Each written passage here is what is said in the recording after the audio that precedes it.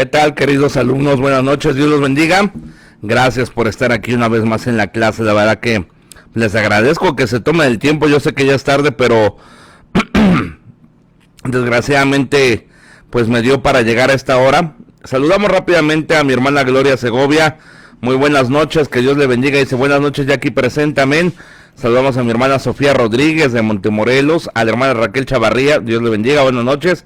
A mi hermano Miguel González y a la hermana Alba Díaz. Yo sé que varios van a ver la repetición o algunos la van a ver en vivo, pero bueno, les quiero recordar que esta semana no hay tarea. Esta semana es el último módulo de introducción bíblica y hay examen, ¿ok?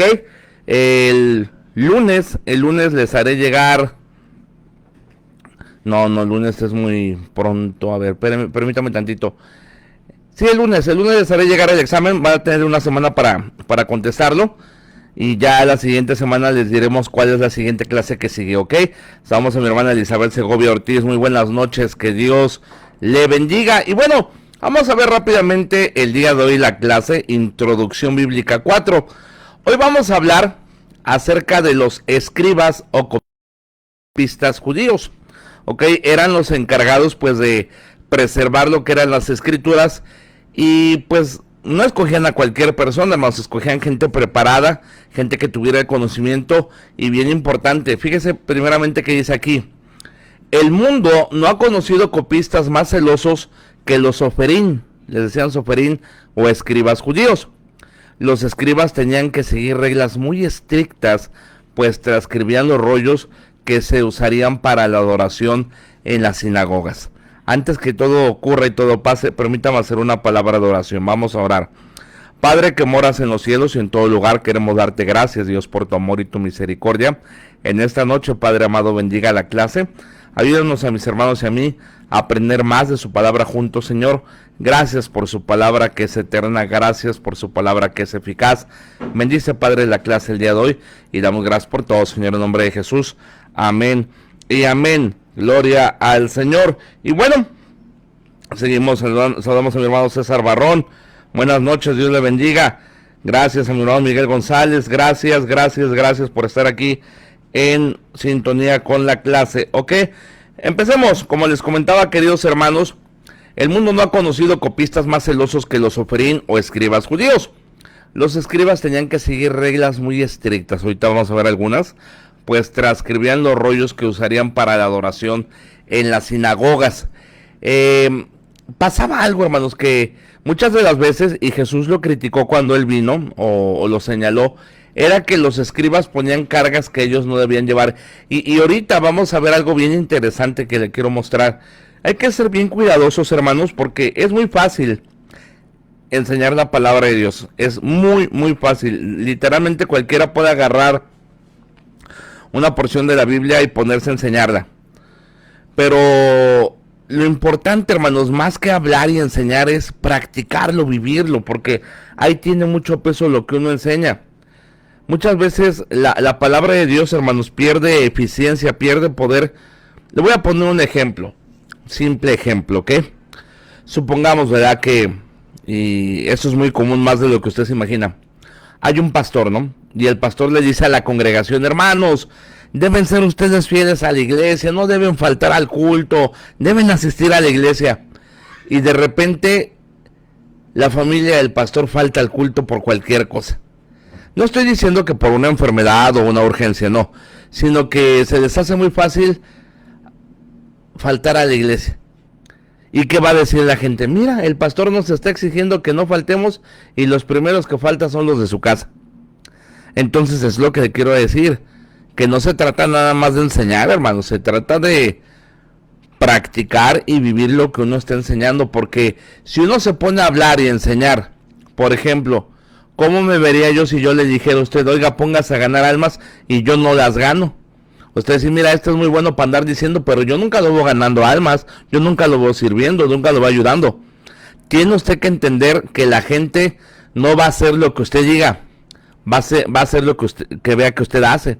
Entonces, por eso los escribas llegaron a ese punto de que eran muy buenos para transcribir y todo eso, pero ellos ni con una, dijo Cristo que no movían nada, que no hacían nada por practicar lo que estaban enseñando. Pero ahora sigamos leyendo. El Talmud, que es una colección de notas y comentarios de la escritura, preparado por los rabíes judíos al principio de la era cristiana, contiene minuciosas notas sobre cómo debería ser el trabajo de los escribas. Ahora, había una regla, hermanos, había protocolos. La palabra correcta es protocolos. Había protocolos para transcribir la palabra de Dios. Y los rabíes se encargaban de ponerlo para que nadie hiciera lo que quisiera, ¿verdad? Para que nadie, ahora sí que escribieran lo que les diera su gana, sino que realmente hicieran lo que Dios estaba mandando. Saludamos a mi hermano Herbert Salvador González, a la hermana Nancy Rodríguez, Dios los bendiga, gracias por estar aquí presentes. No se trataba de que, bueno, pues yo me voy a poner a escribir la Biblia como Dios me va a entender, no, había unas reglas y ahorita las vamos a ver. Por ejemplo, una de las primeras reglas, y estas son preguntas de examen, presta atención. Por ejemplo, yo le voy a preguntar, dígame 5 reglas de los escribas, y de las 15 que le voy a dar, usted me va a poner 5, ¿ok? Presta atención. Primeramente, hermanos, el pergamino sobre el cual se estaban haciendo las escrituras debe ser de pieles de animales limpios, de animales kosher, de animales que estaban aprobados por los rabís, por los sacerdotes, para transcribir la palabra de Dios. No es que de repente se encontraron una piel de mapache y, mira un mapache, vamos a escribir la palabra de Dios. No, debían ser animales limpios, como ovejas. Debería ser un animal aprobado por los sacerdotes. Número 1, el pergamino debería estar hecho de animales limpios, ¿ok? Siguiente, número 2, debía el pergamino ser preparado exclusivamente para la sinagoga, y esta preparación debía ser hecha por un judío. No cualquier persona de cualquier nacionalidad, no un samaritano, no una mezcla, no. Debía ser hecho por un judío para la sinagoga. No es que cada quien, pues quiero hacer mi propia copia de la Biblia. No, señor, para eso había las personas encargadas. Debe ser exclusivamente para la sinagoga, y esta preparación debe ser hecha por un judío. Número 3, vamos a hacer un repaso. Número 1, pieles de animales limpios. Número 2, ser preparado exclusivamente para la sinagoga, y esta preparación debía ser hecha por un judío. Número 3, cada pieza de pergamino debía ir costurada a las demás con hilos hechos de animales limpios. Fíjense qué interesante que hasta las costuras debían de ser hechas de animales limpios, ¿ok? Siguiente regla, número 4. Cada pergamino, había un estándar. O sea, no que había pergaminos chiquitos ni grandes, no. Cada pergamino debía ser del mismo tamaño, con la misma cantidad de columnas, y todas ellas iguales por todo el rollo. ¿Ok? Vuelvo a repetir, cada pergamino debía ser del mismo tamaño, con la misma cantidad de columnas, y todas ellas iguales por todo el rollo. ¿Cuánto, hermano Hugo? Dice aquí, la extensión de las columnas debía ser uniforme, y no debía tener menos de 48 renglones ni más de 60, con un ancho de 30 letras. Fíjate, te lo vuelvo a repetir, la extensión de las columnas debía ser uniforme, ¿ok? Y no debía tener menos de 48 renglones ni más de 60, con un ancho de 30 letras. Siguiente regla, cada columna debía empezar con una línea completa de escritura, y la última línea no podía tener menos de 4 palabras. De lo contrario, el manuscrito era invalidado, ¿ok? No solamente había alguien especial para escribirlo, sino que había alguien que estaba supervisando lo que escribía. ¿Ok? La tinta debía ser negra y preparada siguiendo una receta determinada. La tinta debía ser única y exclusiva. Por ejemplo, cierto, había diferentes tintas, pero esta tinta era una tinta especial, y era una tinta que únicamente se debía usar para escribir la palabra de Dios. ¿Ok? Eso es bien interesante. Ahora, vamos a hacer un repaso de lo que estamos viendo. Número 1, pergamino hecho de pieles de animales limpios. Número 2, debía ser preparado exclusivamente para la sinagoga, y esta preparación debía ser hecha por un judío. Número 3, cada pieza de pergamino debía ir cosida con hilos, de animales limpios. Cada pergamino debía ser del mismo tamaño. Las columnas debían ser uniformes. Cada columna debía empezar con una línea completa o era inválido. La tinta debía ser negra y preparado una receta determinada. Ahora siguiente. 8. El manuscrito del que se copiaba tenía que ser auténtico, sin desviarse de un ápice de original.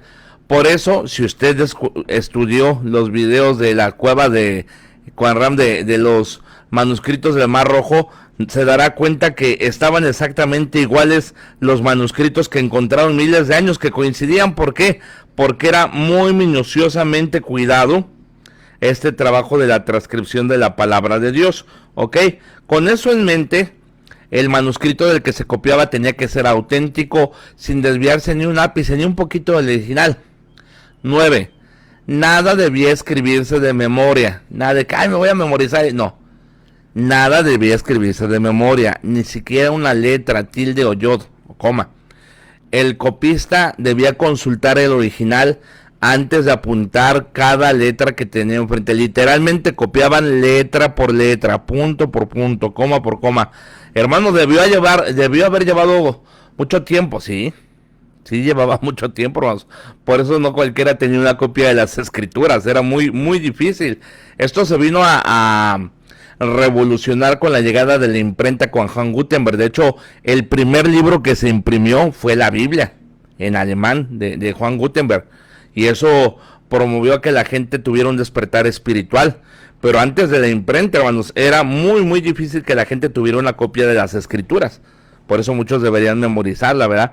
Pero ahora sigamos leyendo. Nada debía escribirse de memoria, ni siquiera una letra, tilde o yod. El copista debía consultar el original antes de apuntar cada letra que tenía enfrente. El espacio entre consonantes, fíjate qué interesante esto, ¿eh? El espacio entre consonantes debía ser calculado uniformemente, con el espesor de un hilo o cabello. Como te digo, anotaban letra por letra, anotaban la letra, luego ponían un hilito, un cabellito, y ahí era la separación que debía haber uniforme entre letra y letra. El espacio entre secciones debía ser equivalente a 9 consonantes. Siguiente, debía dejarse 3 renglones de distancia entre cada libro. Estamos viendo las reglas para las cuales se tenía que transcribir la palabra de Dios. Espero esté prestando atención porque le voy a preguntar 5 de estas 15 que le estoy dando, ¿ok? Para su examen. Por ejemplo, una de ellas, pergamino hecho de pieles de animales limpios, preparado exclusivamente para la congregación y por un judío. Cada pergamino debía ir cosido por hilos hechos de animales limpios. Debían ser del mismo tamaño, de la misma columna. Si había letras de más, era inválido el manuscrito. La tinta debía ser negra y con una receta determinada. Se copiaba de uno original, no se debía escribir de memoria. El espacio entre letras era de un cabello y el espacio entre secciones debía ser equivalente a 9 consonantes. Debían dejarse 3 renglones de distancia entre cada libro. Siguiente. El quinto libro de Moisés debía terminarse con una línea completa, aunque no los demás. Ok, Deuteronomio. El escriba, fíjate qué interesante. Debía ser vestido con un atuendo judío completo. Nada que escribía en chanclas o en bermudas o muy cómodo, no. Debía estar vestido con un atuendo judío completo y bañarse en un baño ritual en su totalidad antes de escribir la palabra de Dios. 15. No debía escribir el nombre de Dios con una pluma recién empapada en tinta o usada. Cada que se escribía el nombre de Dios se debía usar una pluma nueva. Y si el rey le hablaba al escriba mientras escribía el nombre sagrado, el escriba no debía hacerle caso porque estaba concentrado escribiendo el nombre de Dios. Imagínense qué reglas tan tremendas, ¿verdad? Nota. El Talmud exigía que cualquier manuscrito en que se encontrara algún error o no fuera completamente legible por el uso o envejeciera, tenía que ser enterrado para destruir herejías. Fíjate qué interesante. Si encontraban que había un pergamino con un error, o que ya no se alcanzaba a leer, o que ya estaba muy viejo, corroído, lo destruían. ¿Para qué? Para evitar herejías. Por ejemplo, le voy a poner un ejemplo. Hay unos manuscritos que se encontraron en el año 1800. Son los de Westcott y Hort. Y los encontraron en un monasterio allá por Palestina. Y los monjes los estaban usando para calentarse. O sea, los estaban literalmente quemando para calentarse porque había mucho frío, y de repente Westcott y Hort se dieron cuenta que eran ejemplares de la palabra de Dios. Pero la lógica de ellos era que como eran más antiguos, eran más fidedignos. Esta lógica no debe imperar. Por ejemplo, si yo me curo con una medicina, ¿verdad? Y mi base para curarme es que es la medicina que he tomado de años, sí. Pero hay una medicina mejor y más nueva. No porque esté más vieja la medicina que yo uso, quiere decir que sea mejor. Si están aquí conmigo, entonces estos agarraron esos manuscritos y empezaron a hacer nuevas versiones de la Biblia. ¿Por qué? Porque no se encargaron de destruir esos manuscritos. ¿Ok? Por eso hay dos textos base, el Westcott y Hort y el Textus Receptus de Erasmo, que hay más de 5,000 copias. Entonces, con eso en mente, queridos alumnos, estas son las 15 reglas. Voy a preguntar 5 para el examen. Voy a preguntar más cosas, pero de esta clase voy a preguntar 5 reglas de cómo se debía escribir. Por ejemplo, le voy a preguntar cómo se le conocía a los copistas, soferín o escribas, ¿ok? Le voy a preguntar las 5 reglas, pero también ahora vamos a ver lo siguiente. Los masoretas. ¿Quiénes eran los masoretas? ¿Ok? Viene de una palabra que viene del hebreo masorá y que significa tradición. ¿Quiénes eran? Una escuela de escribas judíos dedicados a copiar el texto hebreo estándar del Antiguo Testamento. Tomaron, fíjate qué interesante esto que le voy a enseñar. Tomaron muchas precauciones para garantizar la absoluta exactitud de cada copia. Su trabajo era tan diligente que tenían la costumbre de contar las palabras y aún las letras de cada rollo. Imagínate nomás qué trabajo tan exhaustivo, contar palabra por palabra, coma por coma, acento por acento, punto por punto, letra por letra, y aún las letras de cada rollo, señalando la palabra y la letra del medio para proteger el texto tanto de omisiones como de adiciones de cualquier clase. Inventaron el sistema de vocales para el hebreo, ¿ok? Por ejemplo, yo le voy a preguntar quiénes eran los masoretas y usted me va a dar unas características. Pero quiero llamar su atención a uno de los más grandes escribas que hubo en el Antiguo Testamento. Y estoy hablando de Esdras. Esdras fue un hombre que fue de los que regresaron de la cautividad. Y fíjate qué interesante esto de Esdras, ¿eh? Fíjate qué interesante. Estamos viendo rápidamente de Esdras, y si gusta buscarlo, en Esdras capítulo 7, en el texto 10. Esdras 7:10, si son tan amables.